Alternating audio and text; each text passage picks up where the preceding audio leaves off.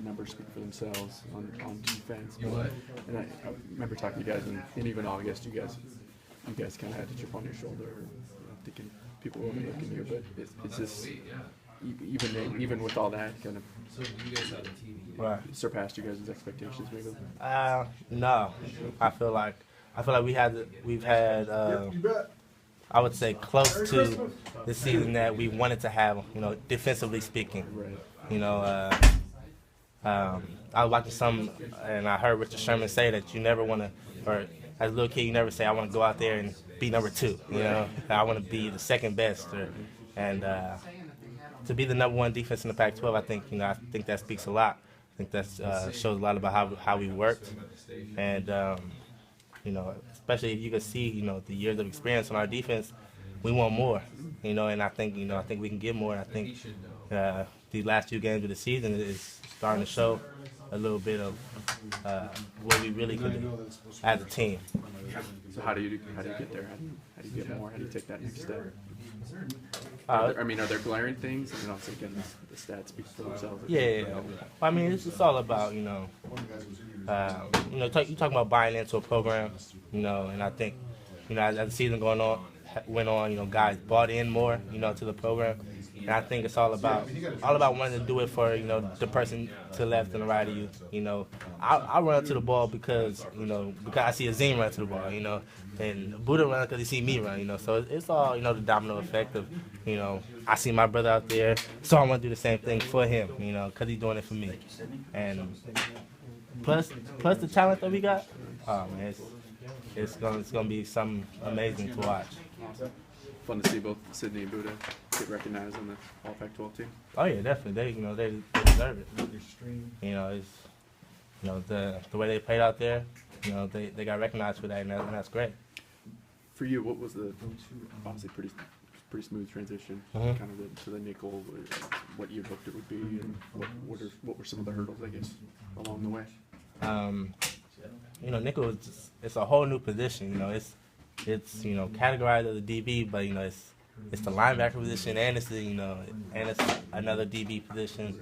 So it's things I have to learn. Playing nickel that I don't know playing corner. I don't know playing safety, and so it's more mental than what I've been doing. But Coach Lake has done a great job of preparing me for that. So when I go out there, I don't even have to think no more. I just play. Coach Lake said you guys tease Sydney, sometimes call him Sydney Lake because he uses him on the teach tape so often. What is so solid about him fundamentally that you kind of notice right away when watching him play? Oh, his technique.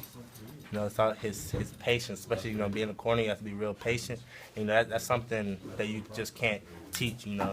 If you see a guy out there who's being real jittery, you can't just say be patient and he's gonna be patient. That's something that takes repetition. It's something that takes practice over and over again. You have to, train your mind, train your body to, in a real pressure situation, be able to relax and get that done and have that type of patience out there. So, and I think, he, there's always room to improve, but, he's, with that patient aspect, he's real good at that.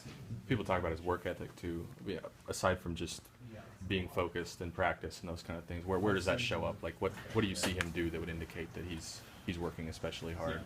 Oh well, I just talked about the patience. In order to get there, you got to have a great work ethic. Work ethic. So, and he stays after with Coach Lake.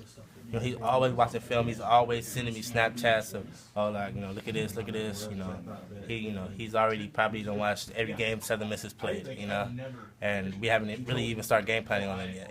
So, for him to be so young and him to have that type of mindset and his field of profession, then that's gonna take him far. Does he snap you like game film or stuff when he's out like on the field? Oh, it'll be game film. He'll snap me, some game film from Southern Miss. He'll snap me some game film from the Apple Cup, or we'll joke about it. Maybe I get shook on a play or something and send me that. He gets shook on a play or something, he'll send me that. We joke about it. Especially playing corner, you can have your ups and downs and everything. So we laugh about all that kind of stuff. Where do you get the balance of having a lot of fun in this process and then going out and getting the 7th victory of the season?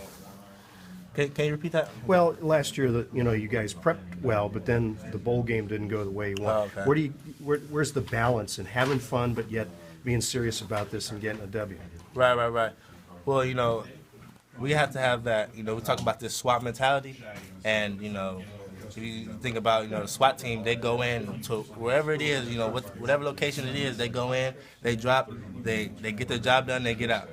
So Dallas, I've never been there personally, but it's a great place. I'm sure there's a whole lot of attractions and things to do out there.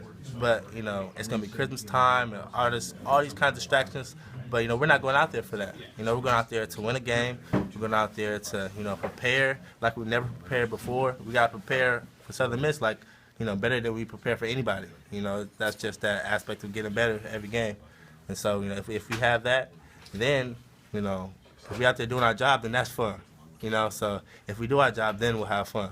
So I think It that's seems key. like eons since the Apple Cup. Were you guys just able to flip the switch and get back into that football mode?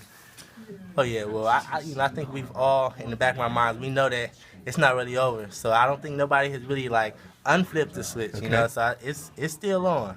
For these next few weeks until we get that W on the board against Southern Miss. That is that football switch is still on. So.